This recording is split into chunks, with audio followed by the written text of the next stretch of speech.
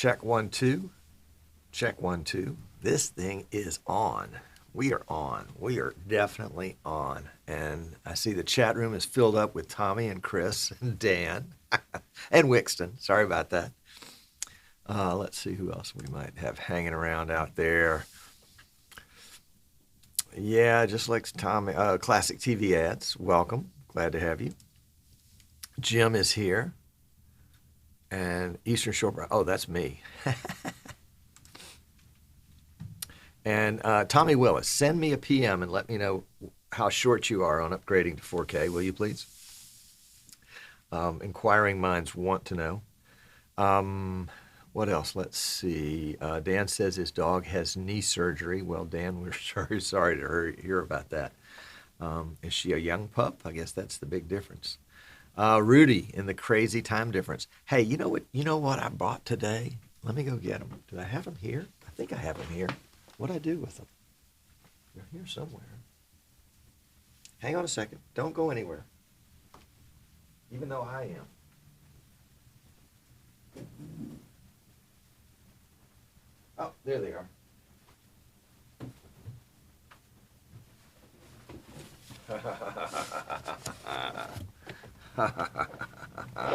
These just came today, and you're going to want one.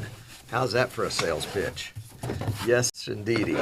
We have right here, we have an Eastern Shore Broadcasting in Central Time, which is, what's that, about 7 till 2.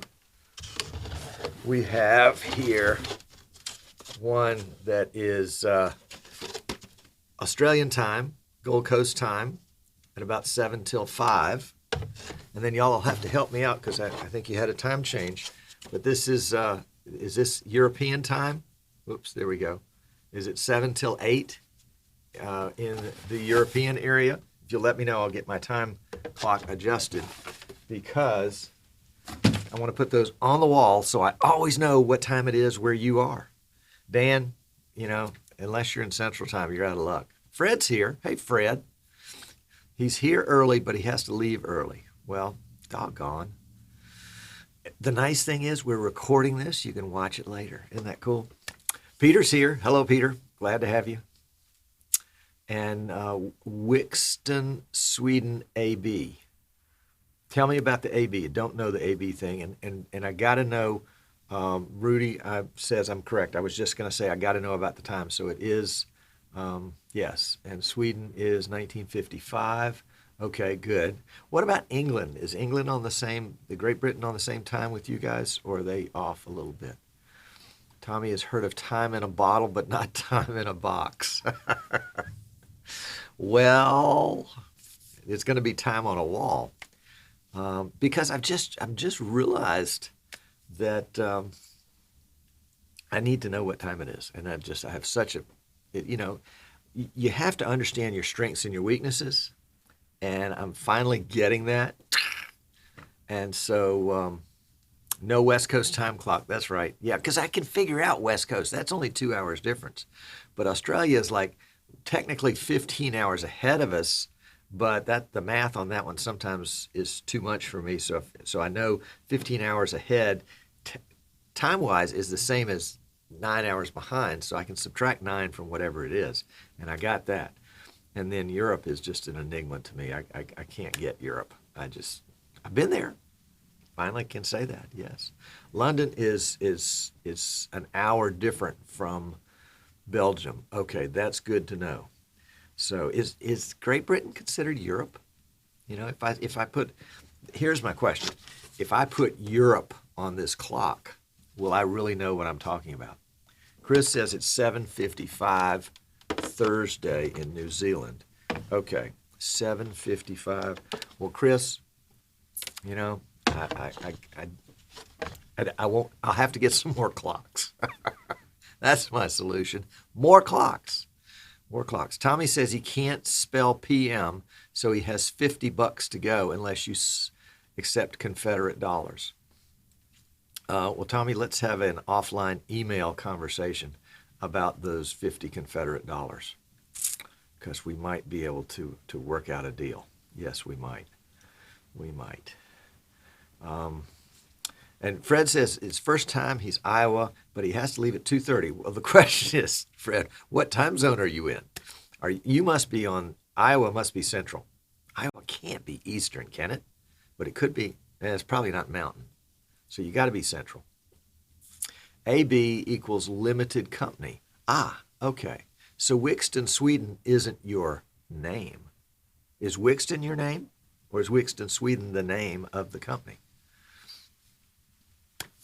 Okay. Dan says I need 24 clocks. Really, Dan, all I need is 12. Right? And then 2 signs on each clock. If it's PM, it's Central Time, U.S. If it's AM, it's Thailand time. Yeah, and it's lunchtime somewhere. That's right. I just finished up lunch. PM Engineering has a great clock. Well, I bet they do. Yeah, gee whiz. You can use the Time Buddy website.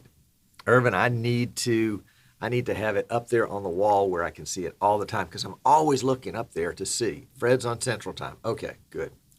Well, Fred, we'll try to start on time so we get the meat of the show in before you have to leave. It was a treat to have Tim from vMix here last week. I mean, that was just awesome. That was awesome. And he and I had the most interesting discussion about, Rudy says, wait, 12 clocks times 2 equals X keys 24. And Time Buddy has an app. Yeah. Oh, it's Lars. Okay. Lars is his name. Wixton is his company. All right. Very good. Glad to meet you, Lars. Svensson. Is that, am I coming anywhere close to pronouncing it correctly?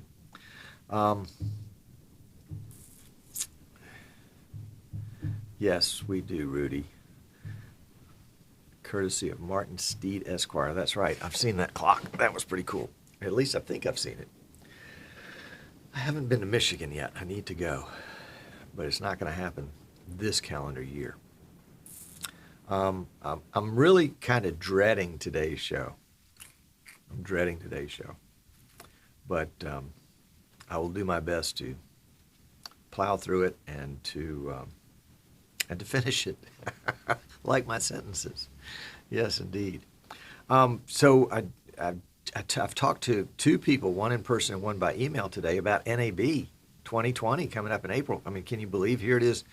not even November of 2019, and people are already talking about NAB, the National Association of Broadcasters Convention, Conference, and Trade Show in Las Vegas, Nevada in April, starting on a Sunday this year. I think Sunday is it the 19th? So it'll go the 19th, 20th, 21st, and 22nd. And the Monday is the 20th is a party. And I think there's another party on the 21st. Did I get that email right? Am I allowed to say that on the air? The 21st.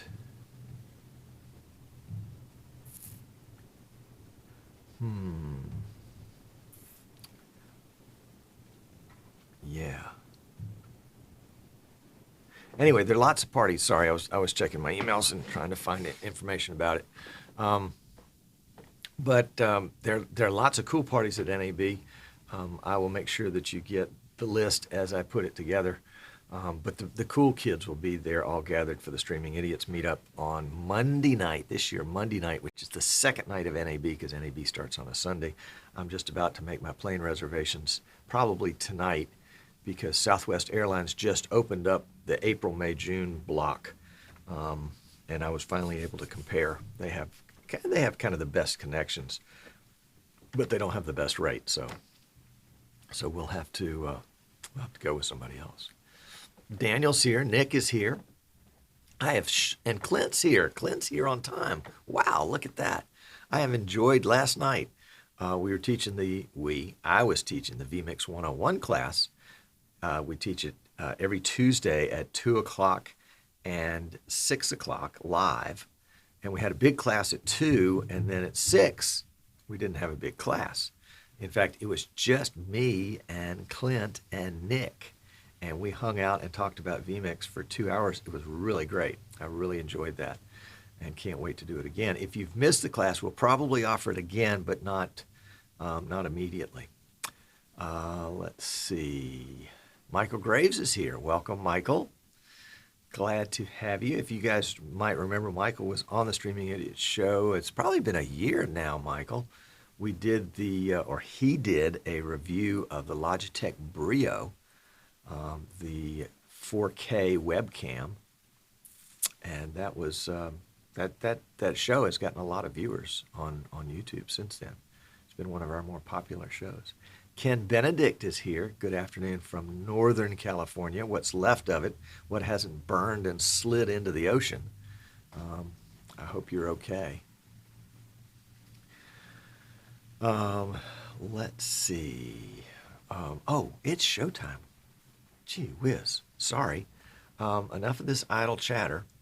I don't need calendars. Can we do some quick setup here? And I've not been paying attention to you guys like I should. I really have been ignoring my responsibilities. We're going to have to move Dan. This is what the set looks like right now. It's not good. I've got to move all of that stuff out of the way really quickly, so bear with me. Jacob is here. Hello, Jacob. No, you're not the only Swede here. And Rich is here from Florida. Rich is in Florida. Way to go, Rich. And Dave is here. So sit tight. Don't go away. I'm going to switch mics, and I'm going to clean up some stuff. And you can make some suggestions of how I should do it. Where are John and Marie? They're not here when they need to be. Okay, switching mics. Looks like we switched mics accidentally. I didn't turn the other mic off.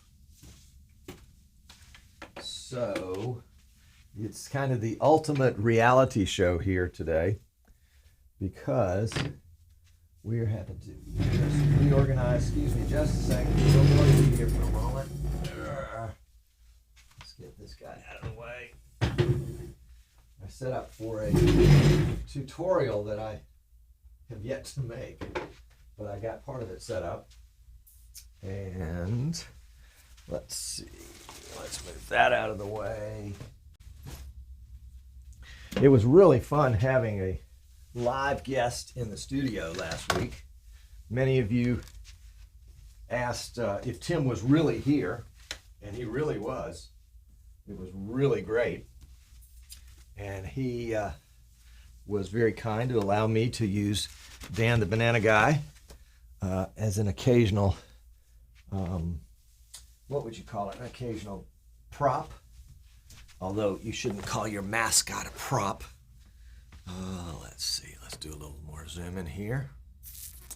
And we can zoom all that mess out of the way. Isn't that great? Whoa! Hit the home button. Sit tight just a second. We're getting there. That is the beauty when you're in a one-man studio, that you can adjust your camera from across the way with a remote control. Okay, maybe a little bit more zoom right there. And we'll make this a preset. Preset 1, go. There we go. Whoops. Let's try again. Preset 1, enter. We'll try that. Okay. All right. And we got the chat up there. And let's make sure we've got the music. Do you hear music? You hear music? Let me know if you hear music, because we shouldn't be hearing music, but we have to turn a little bit of air on because it's getting stuffy in here. Be right back.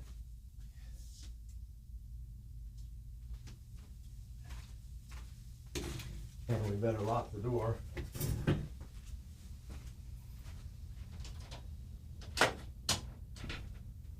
There we go. There we go. And we better turn off the phone.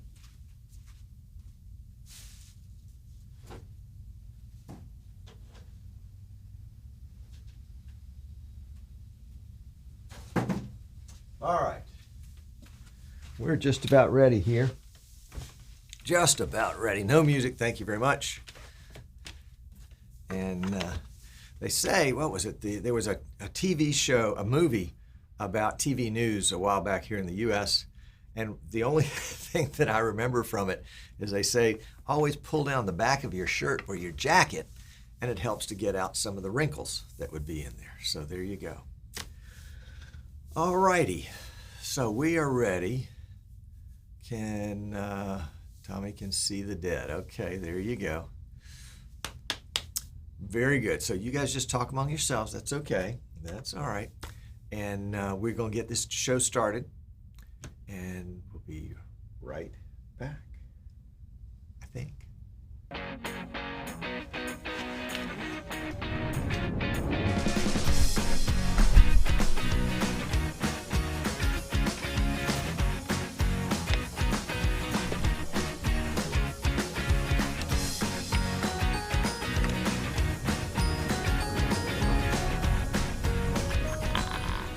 Hey, welcome. I'm Tom Sinclair, and this is Streaming Idiots. That's right. You have arrived at the end of the internet. You've seen everything there is to see, and this is all that is left.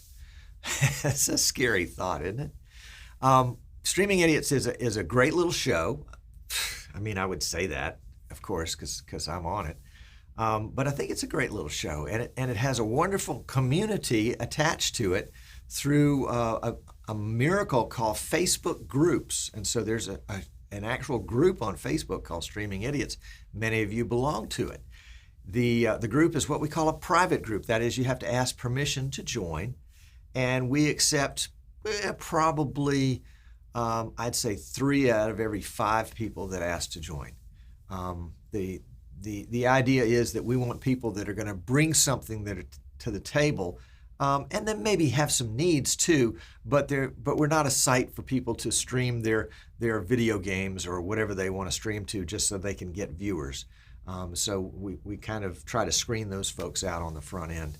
And if they happen to slip through, we remove them pretty quickly with apologies, but that's just the way it works. There was an occurrence in the last 24 hours that I wanted to talk to the Streaming Idiots community about a little bit, because it did kind of, it upset me because I think it hurt some folks, and that's never my intention to do that. A newbie, somebody that had just joined the group like in the last week, asked a question.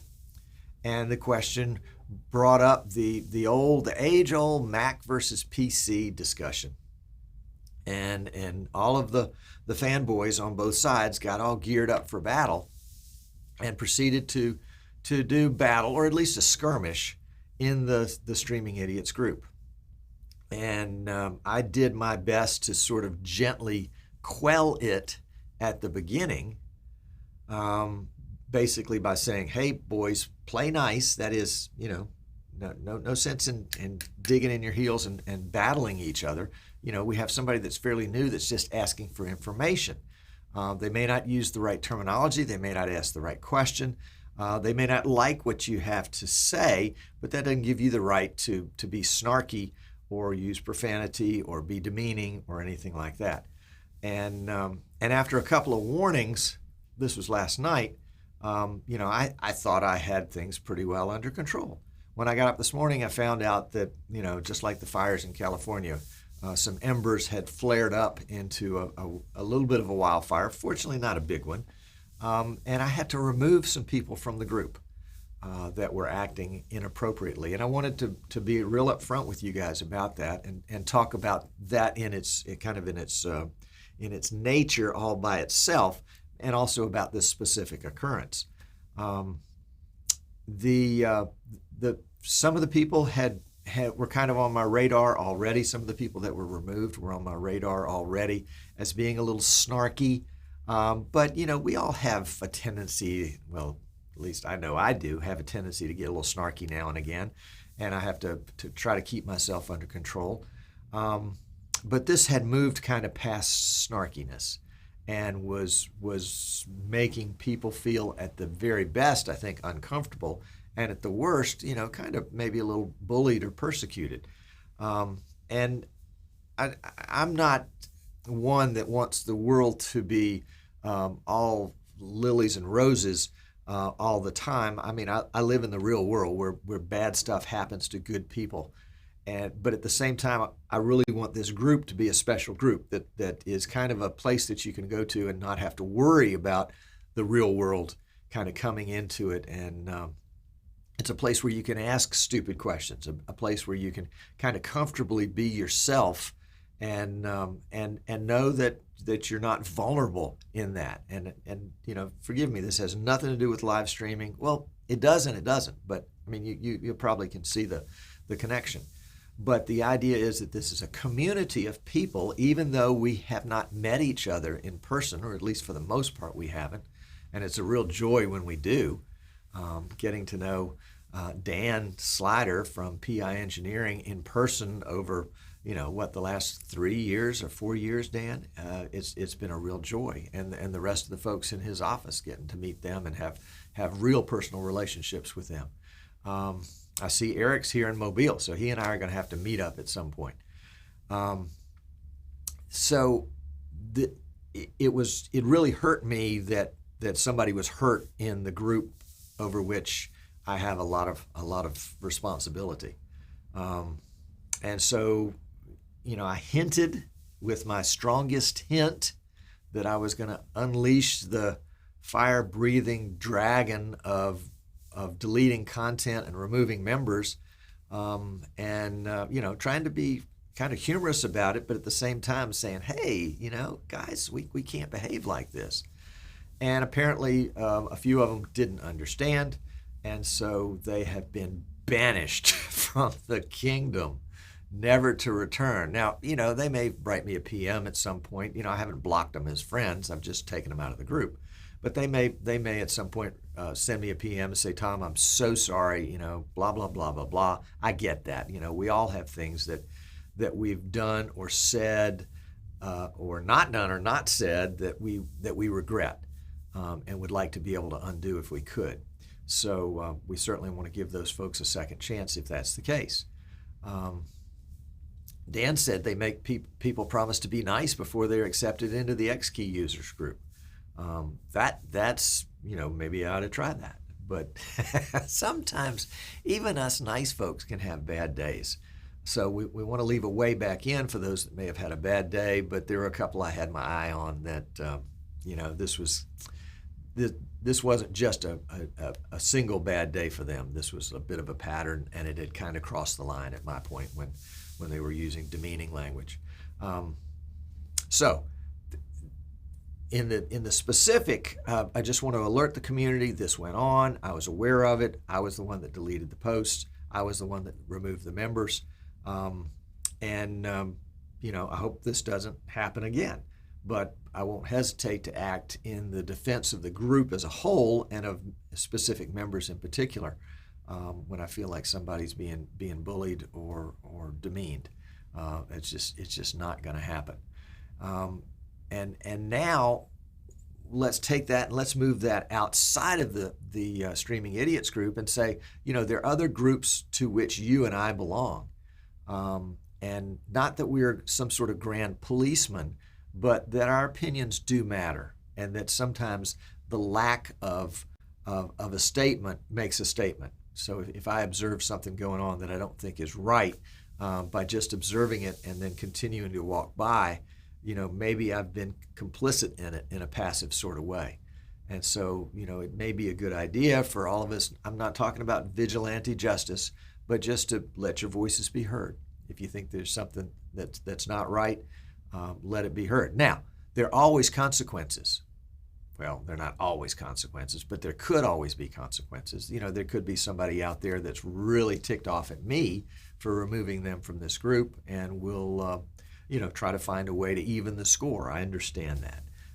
And that's part of the responsibility that folks in positions of leadership, no matter how small, in positions of leadership, you bear that responsibility. You make tough decisions, and you have to take the consequence of whatever those decisions may be, whether it's fair or unfair. That's just part of leadership. It's part of being a part of a group and maybe leading that group. So I wanted to encourage you to number one, be encouraging and supportive and positive in the communities that you belong in, but number two, to not allow other folks to be bullied, to not allow other folks to be treated poorly. Now, I understand if it's a conversation of ideas, and we're talking about ideas and one idea versus another idea, I get that. That's a great discussion. But when it comes down to personal things, that's where the line gets crossed, where people are demeaning one another or calling each other names or doing things like that. It's just not good. In our society, some people call it, that there's a thing in the internet called trolling, where you're just, making pot shots at people and ideas. And this is not really trolling. This was specific to somebody personally, and just doesn't work. The flip side to this whole thing is one of the things I wrestled with today as I thought about, how do I deal with this, and should I bring it to the Streaming Idiots show, because the show is watched by a number of people in the community, in the Streaming Idiots community. And as I pondered that whole thing, the thought came to me too about Tom. Content is king. Content is king in live streaming. If you've got good content, people will eventually stumble over it, probably, and will continue to stumble over it on a regular basis. If you have bad content, or if you have a technically bad stream, you might have good content but a bad stream, because your audio's bad or your video's bad or something like that, or there's a lot of buffering, those types of things, people won't watch. But and I'm struggling to get to the point of this, is that the content of today's show, this discussion about incidents in the Streaming Idiots group, is not a popular. I'm acting like it's a ball here. Let's get rid of this for a second. I'm acting like it's a ball here, and I want to hold it up to you, and it's really, really heavy. The content of today's show is not popular content. We're not going to get a lot of hits and a lot of views on this content. And if we did this every week, it would, Streaming Idiots would fade away because this doesn't have anything to do with live streaming. But yet at the same time, it's an issue that kind of undergirds not just live streaming, but all society, that we have to treat each other with respect. That it's just part of our calling of being here on this earth to treat each other with respect. It starts at home, it moves into the workplace and in school, into the community and community activities, into churches and clubs and other organizations and extended family, and then these crazy internet relationships that we develop too. Those are probably the easiest not to treat other people with respect, because we have that anonymity that's built into the internet. Even though we may have a screen name, we may have a Facebook page that identifies who we are, there's still a barrier there. At least there's a physical barrier. Somebody can threaten you in writing, but it's not like they're knocking at the door of your house. So that's kind of my rant at the moment, and this happened probably about maybe 18 months ago. A little flare up. A couple of people had to be banished to the faraway hills, and to my knowledge, never asked to come back. So hopefully this won't happen again anytime soon, and we can all be happy and have unicorns and cupcakes, So there you go. So let's shift subjects very briefly. We've got just a few minutes left in this period, and then we'll go to post show and we can discuss all this together. Really thrilled to have Tim from vMix on the show last Wednesday. You may not have known it, but he actually was here in my hometown of Fairhope, Alabama for the week. He came in Monday night and left Saturday. So we got to spend Tuesday, Wednesday, Thursday, Friday with him. We had a meetup on Thursday night. We had guests in the studio on Friday. Had a nice home-cooked meal at my place Friday night. Wednesday, we had the Streaming Idiots show, of course. Thursday afternoon, we spent a couple hours over at the local school. Tuesday morning, we spent an hour at the same local school. Tuesday, later in the morning, we spent an hour or more at a local church. All of those, at least my attempts to get Tim in contact with the average vMix user. Sometimes I think Tim being down in Australia, that he doesn't get too many chances to be in the lower Alabama world where vMix is very popular, believe it or not. And so I really wanted him to have that kind of firsthand experience with lots of folks that were doing vMix either as a hobby or as a ministry or as part of their job description, like at the school, or part of their job. And so it was just it was a ton of fun to be able to share Tim with that community here, and to share that community with him. It went both ways, and he has since been invited to come in as a remote guest over vMix Call, of course, from Australia to the local school studio one morning when they do their announcements, and they'll have a brief interview with a real Australian. For him, it'll be a 5 o'clock in the morning type of thing for 3 or 4 minutes, and then he's done. Hopefully it'll be more fun for him than it sounds like.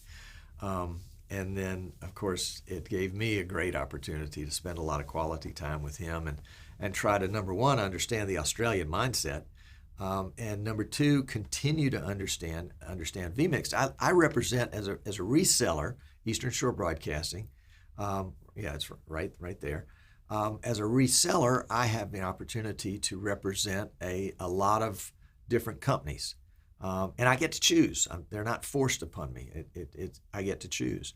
And I realized pretty early on that vMix, despite the inordinately low price of the software, vMix is the secret sauce that makes all the other things work. Without vMix, it's just, it's a bunch of hardware or some software applications. But vMix is that epoxy glue that holds it all together. And so it's extremely important for me to have a great relationship with them, and also to try to understand what their thinking is and how they move forward into the future. And one of the things that I've been struck by, not just on Tim's visit last week, but on the week that I spent with them at IBC back in September last month, was that vMix 23 has since come out. It came out last week, at least as a beta. The final version will be coming out probably around Christmas. I think you'll find that maybe before that, but it'd be a fun little Christmas present to have it come out. And not only has vMix 23 come out with a pretty significant feature, which is the SRT, Secure Reliable Transport Mechanism, but and of course the extra audio buses and some of the other goodies in there. But they have really tipped their hand. You know how when you're playing cards, you can tip your hand and show everybody your cards. Well, they've showed us their cards, or at least their next card for vMix 24, which is going to be possibly a, well, let me tell you what I've heard. It's going to be a good hard look at the vMix replay system in an effort to improve its function and to make it easier for people that use professional replay systems to use the vMix system. There are a lot of strengths to the vMix system, but one of the strengths is not being extremely visually compatible and functionally compatible with 3Play and EVS and some of the other high-end replay systems. So I think Martin's goal is to keep the good stuff and to respect the legacy of how the software has worked in the past, but yet make it a little bit more, a little easier for somebody that has used something professionally to come in and step in and use vMix and find it to be familiar and comfortable at the same time. A pretty tall hill to climb, I think, but gosh, if anybody could climb it, it would be that vMix team. So that's 24. That's for 2020. We might see a beta, and this is me talking. This is not anything else that anybody's told me, but we might see a beta on that at NAB in April. It wouldn't surprise me at all for there to be at least, well, definitely, well, see, I don't know. It wouldn't surprise me to see a beta at NAB. Let's put it that way. It wouldn't surprise me to see a beta, or maybe the last round of the alphas, kind of like when we were at IBC last month. We were seeing vMix 23 in its alpha stage, and within 5 weeks or 4 weeks, I guess, out came the beta.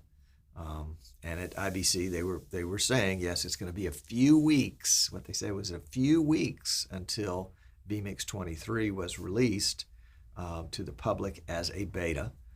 And sure enough, it was a few weeks. It was 3.5 to 4.5 weeks. I'll have to go back and check a calendar to know exactly. So that gives us an indication, I think, that they are pretty accurate in their estimations about the future.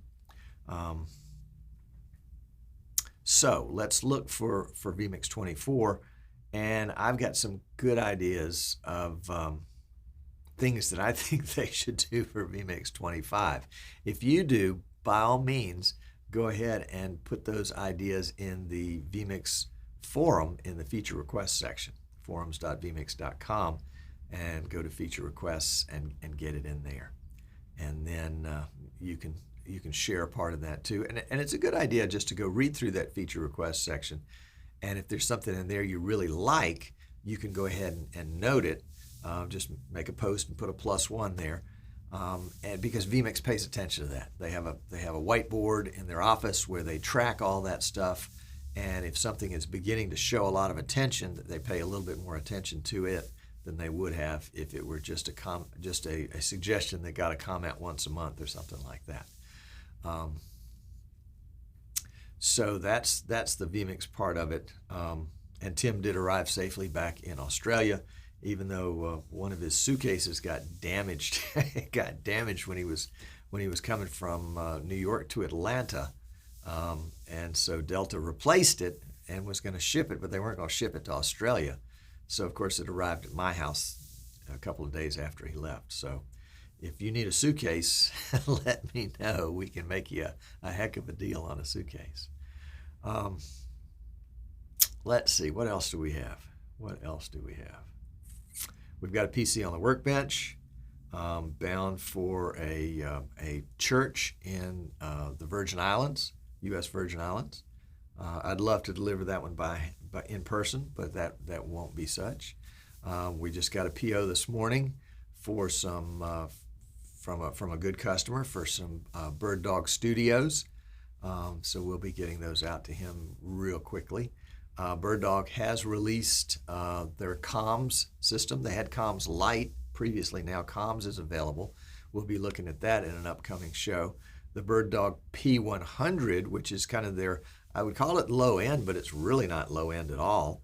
The P100 is the baby brother to the P200, which is the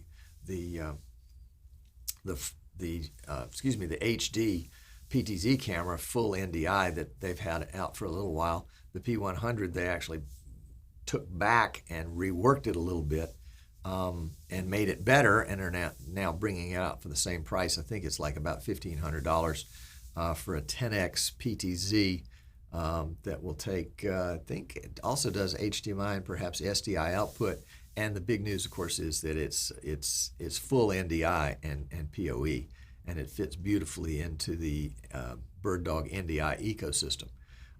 The keyboard controller for PTZs is a little delayed. That might be the tail end of the year. And what was the other one? There's a new camera coming out that I'll have to get familiar with that will be coming out shortly too. So a lot of good news coming out of Bird Dog. For those of you that are in the replay world, of course, the replay news, I think, is the X keys, the PI Engineering entry into the replay. Well, they've been in the replay world for a while, but this is just the X keys. I've got one here. Of course, it's out of reach. The X keys XKE64 replay controller with a T-bar and a jog shuttle is beautiful, and actually is going to play well into the vMix reworking of instant replay for vMix 24. So that will be fun, and I think we'll probably, well, we shouldn't wait. I was thinking we would try to do a group buy on some vMixes coming up, maybe early December. We'll try to put together a group buy on vMix for those of you that would like to do an update, that is to be able to get 23 because you already own a license, or would like to upgrade your existing license from, say, HD to 4K or 4K to Pro. In December, we'll be putting together a package deal on that, plus new licenses. So anything to do with vMix, we'll put together a kind of a package deal in early December, so that you can have an early Christmas present and be geared up for vMix 23 when it is released as an official release. And I think we may try to bundle some other things together, maybe a vMix Pro with an X Keys replay controller, something like that, so that you've got the full boat. We did have a rather large Fortune 500, probably a Fortune 50, maybe even smaller than that. But anyway, a very large company asked us to build them a vMix PC that was replay only. So we designed a system that has replay only on it, working very well paired with the X Keys controller, and they are kind of using that as a prototype in their company, and may opt to not replace all of their existing replay systems, but as they add new trucks and new kits in their production to add our replay machine in that. So I guess this is the advertising part of it.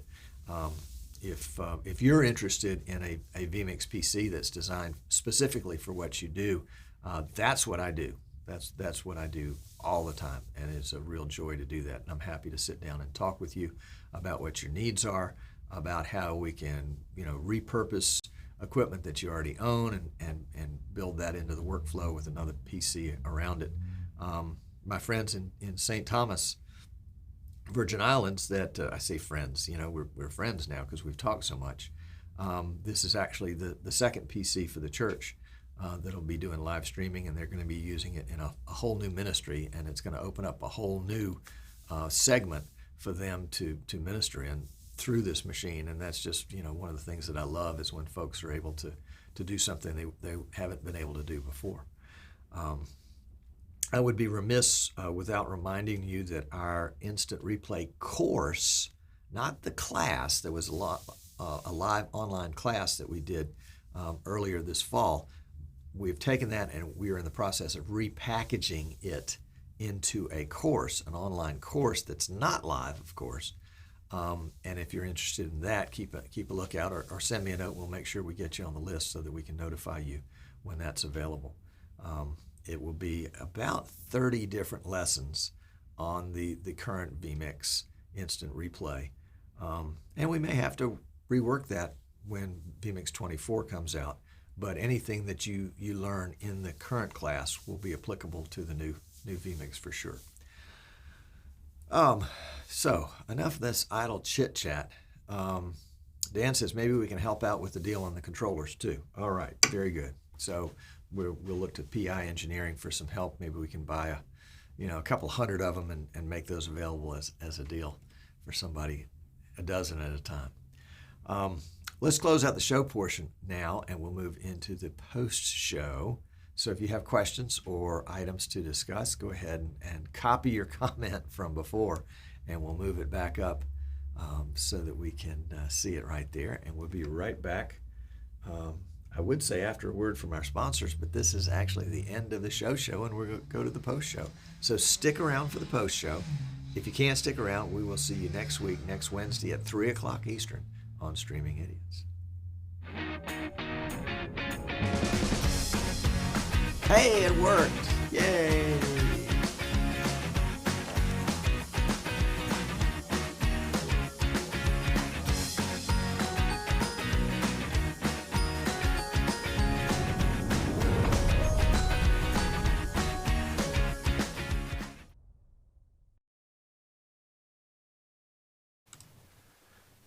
And we are in the post show. Hooray for the post show. And we even have the right mic there. There we go.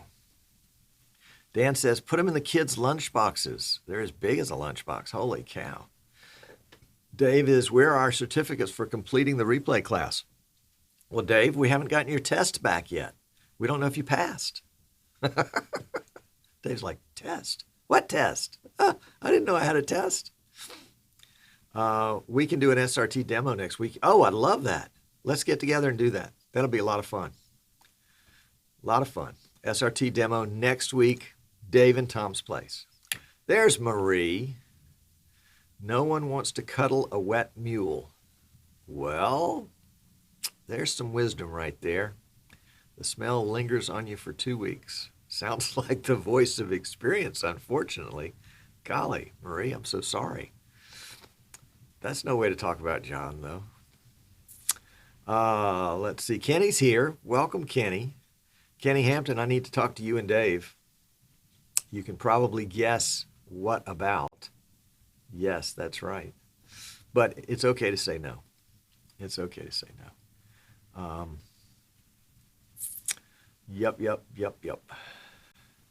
So I would have loved to have had you guys here for the meetup last week with Tim here in Fairhope. It was a ton of fun. We didn't have a lot of folks, and sometimes that's even better because you can be a little bit more personal, and everybody gets a chance to get their licks in. Um,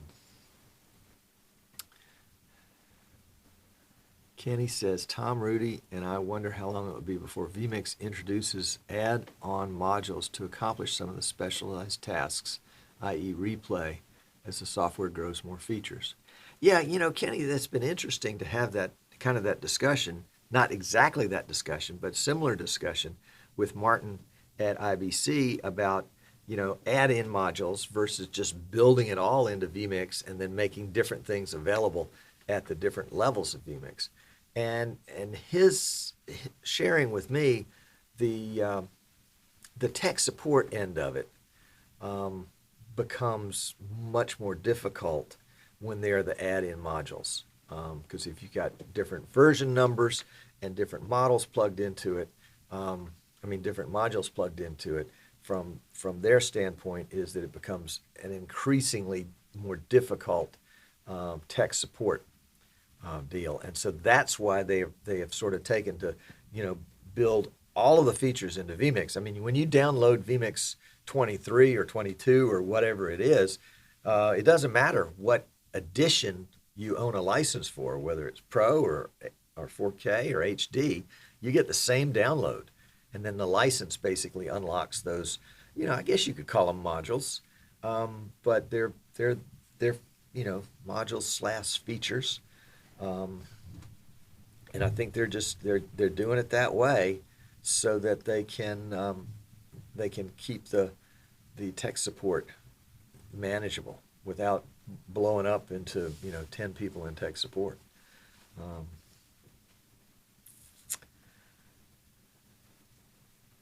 Rudy said he put a modular vMix together to see if it was feasible. That's interesting. That's interesting. John's here. Marie was calling you a wet donkey.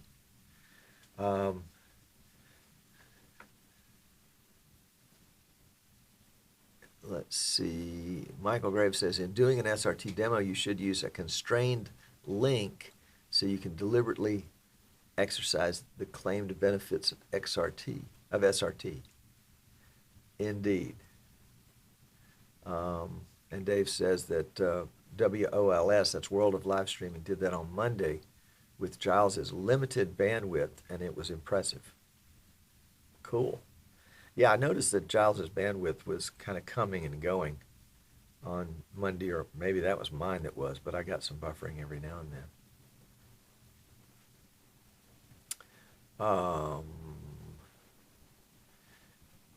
Michael Graves says to Dave Edwards, I sometimes put 2 routers in series so I can throttle a network to a controlled bit rate. Last thing I want to do is throttle any networks around here. They get any slower, they'll be standing still. Rudy says, first problem is that the base version for me may be different than the base version for you. Oh, that's modules. Tim's indicating modules don't always get along well together, i.e. WordPress.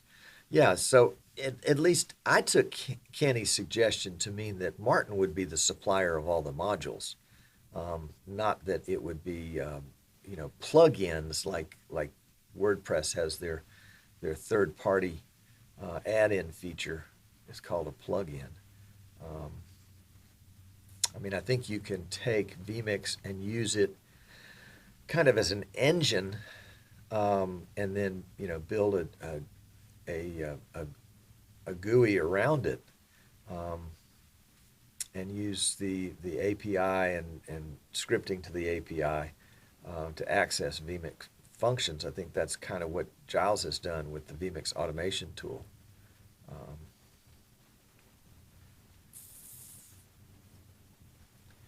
Rudy says, I could see a base version. You pay for vMix call instant replay separately. Yeah.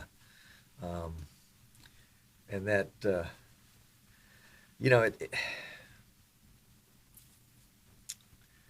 it introduces, it's like an algebraic equation, where you've got, more than one variable. So suddenly somebody's got the bass and they've got vMix Call and Instant Replay, and somebody else has got the bass and they've got Replay and SRT. Somebody else has got the bass and they've got SRT and another feature, and who knows what the, you know, what the interaction at that point is going to do if there are things that get added in. But I like the way Martin just says, hey, everything is baked in there, and we're just going to give you the key to the door. We already know the door works. We already know that the interaction with everything else works because it's all there. We're just gonna allow you to stay up from 9:30 to 10:30 tonight because you've been good. So, and it does seem to be working. It does seem to be working. I think, you know, obviously, as Kenny alluded to, the complaints, criticisms, or comments, you know, you can kind of put them on all the same category depending on the level of negativity you assign to them, about the limitation of, let's say, vMix Call. If you want the 8 vMix Call version, you're going to have to buy the Pro Edition. And lots of folks have said, oh, can't we have an edition that just has 4 vMix calls in it instead of 1 or 2 or 8? You know, let's do 4. You know, can't there be a version of Replay that's a 2-camera replay instead of a 1 or a 4? You get the 1-camera replay in vMix 4K and then the 4-camera replay in vMix Pro. You know, can't there be more versions, more editions of vMix than what there are right now? And that doesn't benefit vMix at all. It actually makes their job more difficult because it's another tier to support and manage. You know, we just have to face it. We're going to have to accept what they give us and do the best we can with it. And, you know, bottom line is there's nothing that can touch it for 3 times the price. So we're really being, you know, penny foolish and pound foolish in that sense. Yeah, there you go. Tommy says it. I think vMix is doing what it does best and at a very reasonable price. Michael says feature-based pricing is crazy complicated, not worth the headaches. There you go. There you go. Thank you, Rudy. Keeping everything in one package removes a ton of complexity, minimizes management overhead, says John, particularly to a small, very small, micro-small development team. Dave says currently have 2 releases and a beta soon to be released, so 3 released versions since the $60 upgrade has been enforced is enough balls to juggle at once. Yeah, I think probably so. I think probably so. Yep. And Rudy says, don't get me wrong, vMix offers a ton for what you pay for, and I'm more than happy, just afraid that it becomes too big. I get you on that one, Rudy. It's like that, you know, that proverbial Swiss Army knife that, you know, when it had 12 blades was very useful, and then everybody wanted their own version of the knife, and now we have a knife with 64 blades in it, and, you know, you need a small trailer to carry it on. And I think that's probably one of the concerns that Martin has on a regular basis is to how to make it manageable, how to continue to update the vMix desktop and respect the legacy of the desktop at the same time. Because anytime you change a GUI, you throw all the old users off. So I appreciate that he has fought hard, or appears to have fought hard, to keep things the same as much as he can, even when it means you have features and things that hang around that don't, I mean, kind of appendixes, you know, that don't have any use anymore. There's some folks out there that are using them, and he seems to have a great deal of respect for those folks. You know, and it's funny too, because people that are still using vMix 14 or 17 or something like that are not cracked versions, and they just have chosen not to upgrade. when they do upgrade, it's going to cost them $60 to get a piece of software that does 3 times as much as what they had with 14. There you go. Kenny says, "Okay, shut up. You've convinced me. It will be a negative one for me now in the future request." There you go. Got it, Kenny. Well, enough of that. I don't think that idea is going anywhere. It would be interesting if, and I have to see if this is a vMix feature request already. But if vMix somehow begins to implement some AI in there, so that I don't like with PTZ cameras or with regions of interest, so that, for example, the camera would automatically keep me centered in the frame. So if I happen to move over like that, the camera would just shift to keep me centered. That would be really cool. Something like that would work well, again, in regions of interest in sports. So you could and it's similar to what, for example, a Mevo does now, where a Mevo will move its virtual PTZ to location based on what it perceives that's going on in that location. So it would be really cool to see something like that come in there, and could really aid the kind of the one-man operator. Would aid the Tom Sinclairs and the Ken Benedicts and the R.J. Murdochs of the world that are the proverbial one-man band, and make it, and give them an assistant, the vMix assistant. Maybe that becomes a module. Kind of like, well, vMix does have modules. They've got the vMix title designer. They've got all the things that are in the hamburger menu are modules. The data sources manager, vMix social, GT title designer, legacy title designer, video tools, media converter, diagnostics, NDI configuration. Those are all modules, and they're standalone. They don't necessarily work inside of vMix. They are just standalones.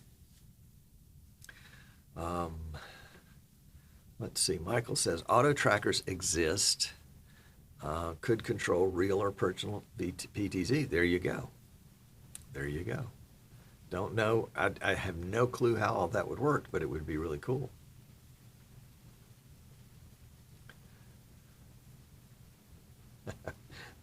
Marie's telling Tommy, I think the head of Martin is a strange place, and we can't fathom what's in there. It would be interesting to crawl in there for a while, though. I don't know that we'd understand much of it. Rudy has tested follow speaker cams, but so far not impressed.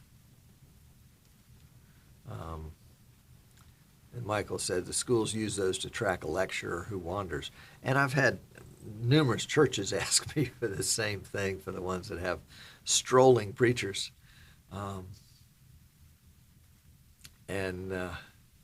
PTZ Optics worked on one for a long time with a research group out of the University of Florida in Gainesville. And I remember meeting those guys, and I think they actually brought their product to market separately. But it had a lot of complexity to it. It was not particularly user-friendly, and it was not, at least when I saw it, it wasn't it wasn't anywhere close to 100% effective. Who is that? Giorgio? Welcome. Glad to have you. But it would be interesting, and I think you could get away with it being less effective if you were, looking at a full football field or a full basketball court, and maybe that was your full frame, and then you would zoom down to half court, and so you could follow the action as it went from one court to the other. certainly wouldn't be the same as tracking a speaker back and forth. It wouldn't have to be that precise. It's looking more for a large body of movement. But again, I don't know what I'm talking about in that regard. Rudy says tracking Tommy would be easy. Yeah, it would be like tracking me, wouldn't it? Yeah, right in my easy chair. If you have a strolling preacher, then build a fence around him to stop that. Yeah. Yeah, well, if it worked for you, are you still at that church, or have you moved to a different church or been moved to a different church? I think it could be interesting, and it could interface pretty well with a manned production, talking about the football, basketball, or volleyball kind of thing, where you could switch to other cameras for your close-ups, but have essentially a go-to cam that is your main shot, that is all taken care of. Well, it'll be interesting to see. Logitech has a function called right sight for rally that reframes a shot when someone enters or leaves. Yeah, I think they have. Did I make this up, or do they have something like that for like the Logitech C920 that will do sort of a follow function? I'll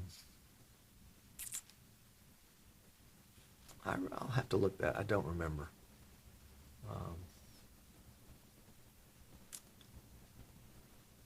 Hard to replace a good camera op. Yeah, although the key word is good. It was funny to watch some of the high school football games live streamed on Friday night, and I'm sure Dave's got 100 of these stories, where the camera operator just, and this was the main camera. This was the camera that was probably on 50% or more of the time, and he had the play from, he had most of the players in the viewfinder, and then he just fell asleep, and the play went off, and he or she didn't, and then tries to catch up. Oh, you can't catch up. It makes it worse.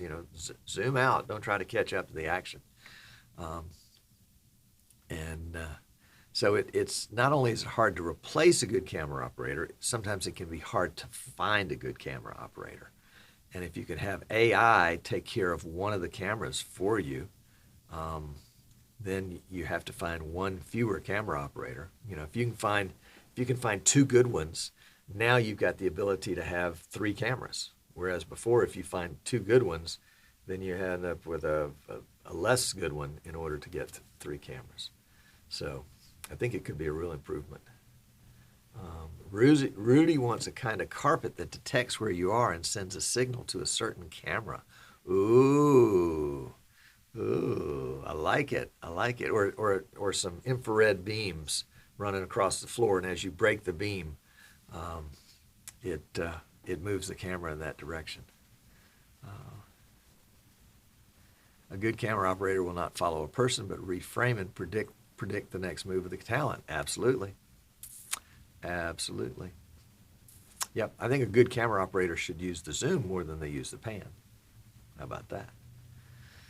Jim's here. Hey, Jim, welcome. Jim is the official photographer of the Streaming Idiots meetup at NAB. How's that knee coming? Or was it a hip? I never can remember. I've gotten them confused. Check out One Beyond's Tracker PTZ. There we go. There's a lead right there.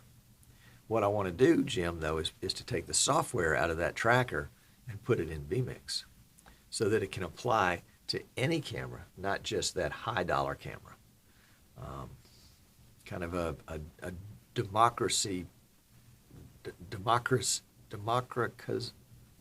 Anyway, making it cheaper.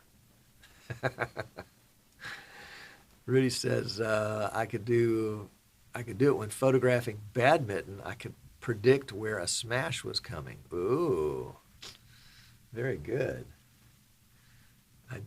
I loved badminton growing up, but I don't follow it as a professional or high-level amateur sport. So, there you go.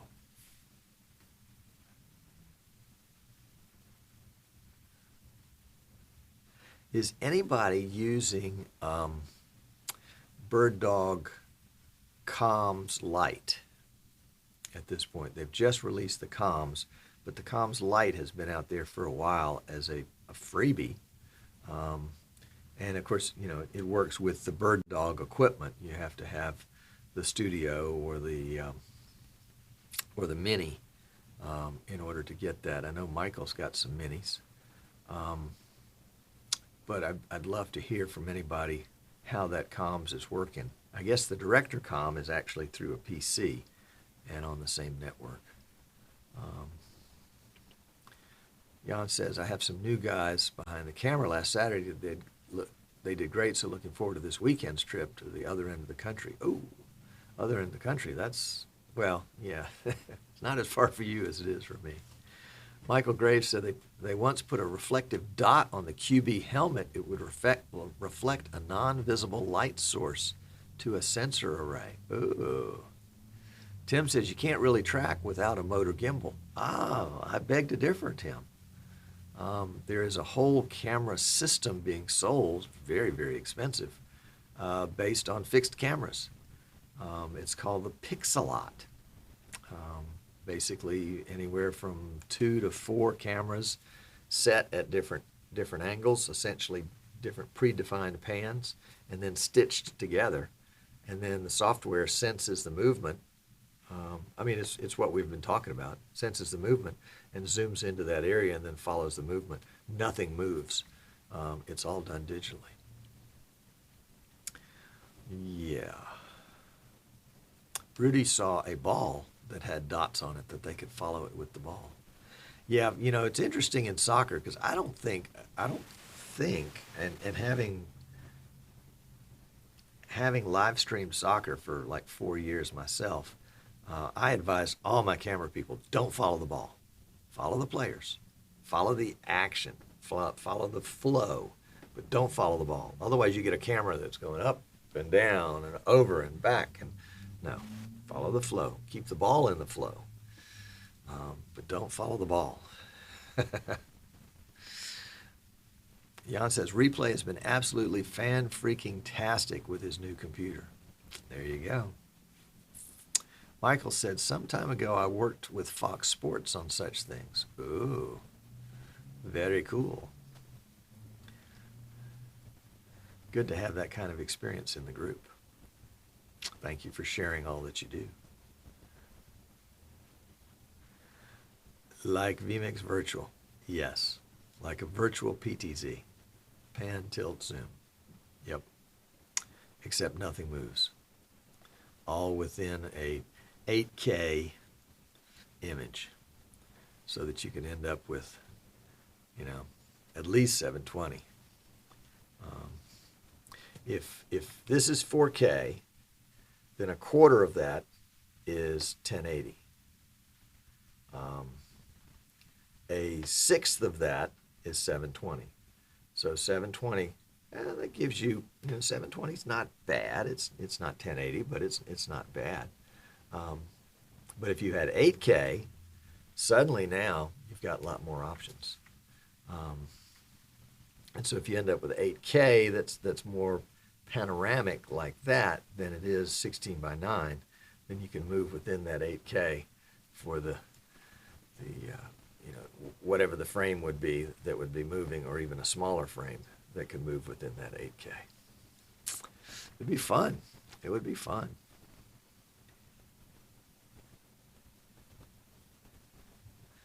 Rudy said, last week I saw some crazy virtual camera standpoint about rugby movement. Was weird seeing it for the first time being in the middle of the action. Oh, I bet that was amazing. Jan has been adding a few functions and changed the default template for the X keys, I'm guessing, is what he's talking about. He's getting the hang of it more and more. If you do replay, you absolutely need the X key replay controller. There you go. Michael Graves, 4K can deliver 3x zoom at 720p. There you go. Definitive. And that's how it's measured in vMix as well. Is that if you do a zoom on a 4K image in vMix, 3x becomes or 3 times that zoom becomes 720p. I think there's a lot of future in regions of interest. I really do. Especially when we can get to 8K. That's the thing. If vMix can ever have an 8K edition and we can get some 8K cameras that have good sensor and are less than $1 million, I think we'll have something there. Or you know, some way for vMix to stitch multiple 4K cameras together, and figure out a way to blend those edges so that it doesn't look like a stitch. I suspect they've thought about it. If they haven't tried it, I bet they've thought about it. Motion control, acceleration, deceleration, needs to be very good with synthesized PTZ, or you get jerky movement. I agree with that, and that's one of the things that I like about how vMix does the virtual sets. vMix has been doing virtual sets for a long time, and within the virtual set, when you move from one preset camera location to another as a virtual PTZ camera, it will slowly start the move, then it speeds up, and then as it approaches the destination, it slows down again, much like a real camera person would. Now, if it's trying to follow motion, that's different than moving, you know, in a static image from one place to the other, because it knows where it's going and it knows how to slow down. And so it would take some very careful thought to be able to try to predict when the action is about to move and go back the other way so that the camera can flow with it. Rudy says at IBC he went to an 8K presentation. His eyes couldn't see the difference. Are we above what humans can see? That's a good discussion. Is 8K? Well, it depends on what you're looking at. If I'm looking at my 13-inch laptop right here in front of me and it's got an 8K screen on it, no, I can't see the difference. But if I'm looking at a LED wall that's 100 feet wide and you're going to show me 8K versus 4K, I'll bet I can see the difference. So it's that magnification of the view that really, I think, determines what it is. And that's probably why 4K hasn't jumped all over everybody for live streaming. Who notices the difference? Unless you're putting it up on a giant screen somewhere. The X key replay controller has changed the way I used to work with replay when I had just the Shuttle Pro, but when creating, editing events, and when playing them out. And Tim says, not to mention the bandwidth. It's not called on yet, at least not for the greater number of folks. There might be occasional uses, and the people that are paying, the people that want the occasional uses are going to be the ones paying for all the development, and we will be able to take the advantage of that, you know, years down the line. And it may be that, you know, gaming leads the way on that as gaming moves into an arena format where it may be all online. Or it may be that people physically go to the same place for competition, and that there's a giant screen, a video wall of some kind that's, 50 feet by 40 feet or something like that.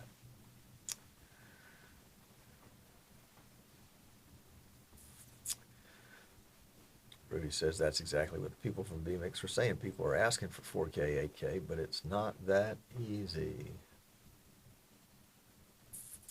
And it's certainly, I wouldn't have the but I have the bandwidth to stream 8K.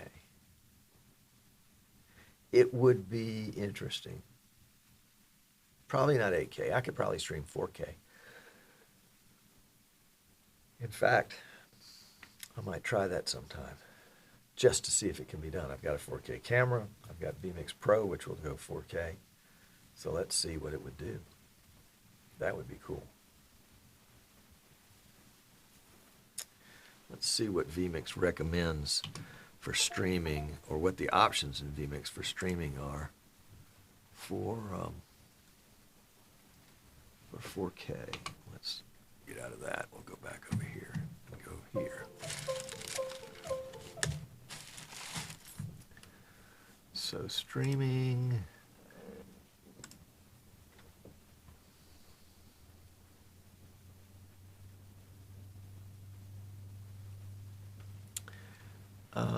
H.264 2160p, 8 megabits, 13 megabits, 20 megabits, and 30 megabits are the options. I mean, I know you can plug in anything you want. And that's, it doesn't say it, but I'm guessing that's H.264 2160p is probably 30 frames a second.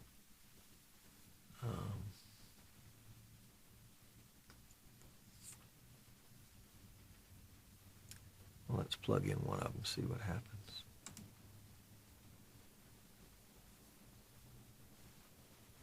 Oh, it's whatever my overall frame rate is.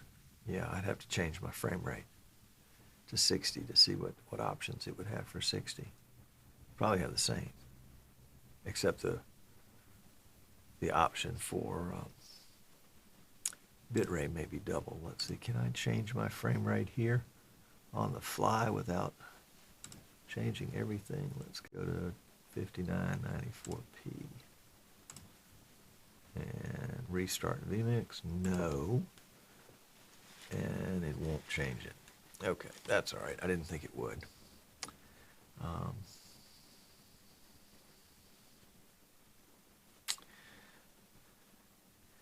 Maybe with 5G, says Tim.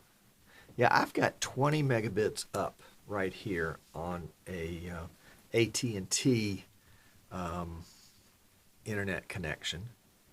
So I could do, you know, if you use the 60% rule, and I did 20% of that, that would be 12. So according to this, I could bump it up to, say, 13. So 8, 13, 20, and 30 are the three choices. So I probably, at 13 megabits per second for 4K, I probably could do that for a talk show, but I probably wouldn't want to do that for a sporting event because it would just leave a lot of cloudiness there, not being able to really keep up with the action.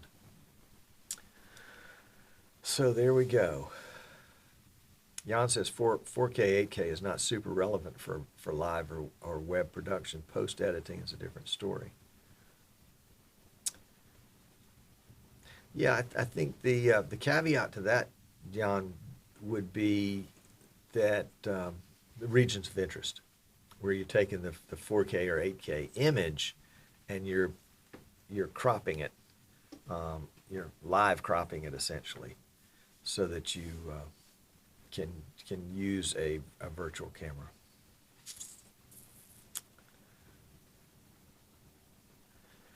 Jan likes the dial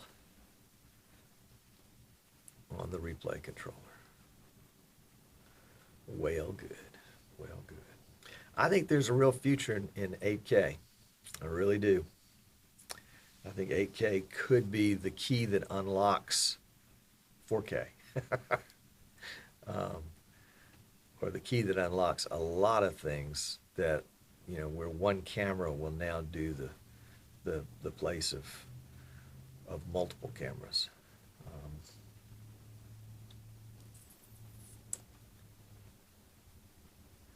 And, you know, right behind 8K is 16K. Careful what you ask for. It would be really great to have it.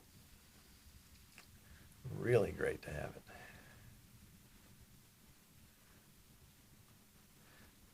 We've just about finished I've just about finished testing here in my studio the little teeny Ada 4K camera. It's got a little teeny chip in it, but it would allow kind of limited regions of interest for a studio. And we've got a nice little lens that we found to work on it that I think will do the trick. So we're putting a package together on that right now. Jim said having an 8K palette gives you a 1080 stream of powerful visual tool when using virtual. I would agree. There's Amnon. You will have to treat all those imperfections on your face, though, Tom. There are no imperfections on this face. That's right. Well, the idea is not that you're going to ever stream anything 8K, Amnon, or even produce anything 8K, but that you're going to use a portion of the 8K. As Jim says, use the 8K as a palette and just take a portion of the palette. Rudy says the Olympics in Tokyo 2020, they're going to film in 8K. Wow. But the Japanese have made their viewers ready for this. Tim says he can't get his USB HDMI to see his Sony 4K. Well, depends on what your USB HDMI is. It's probably not a 4K device, so the camera's going to have to send less than 4K for it to be able to see whatever the device is limited to would be what the camera would need to send to it. Would be my guess. I was reading online, people were sharing about 4K cameras, and this was probably in the Streaming Idiots group, and that some 4K cameras, they won't output video when they're recording. They'll record or they'll output, but they won't do both at once.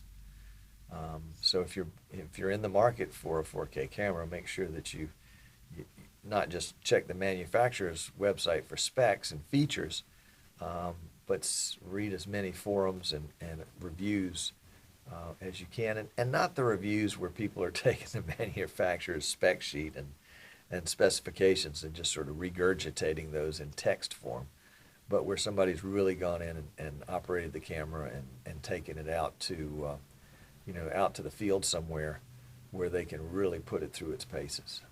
Yep. Yeah, and Rudy's right. Not every HDMI cable can handle that. This little Ada camera is a HDMI camera, and I have some cables here that won't do video of any kind over that camera. Yep, sure enough. But the little, this is really funny. There's a little store here called, I think, Under 5 is what it's called. And they had 6-foot HDMI cables for $5. So I bought some because they were different colored, and it's always nice to have different color cables. And they'll do the 4K camera beautifully. So there you go. You just never know.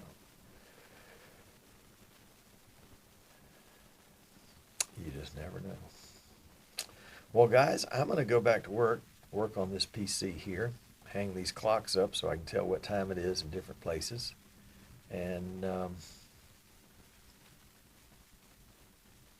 go cause trouble wherever I can. But it's been a treat hanging out with you today. I appreciate your indulgence on my rant earlier, and I appreciate you chatting with me here after the fact. And we will be back. Dave and I will get together. Thank you, Dave, on a SRT demo for next week. That'll be a lot of fun. Hope you'll tune in for that, and we'll make sure you know about it in advance. And I am going to let the stream kind of run out here so it doesn't cut you right off. So stick around or don't. Thanks, Dave. Talk to you guys soon.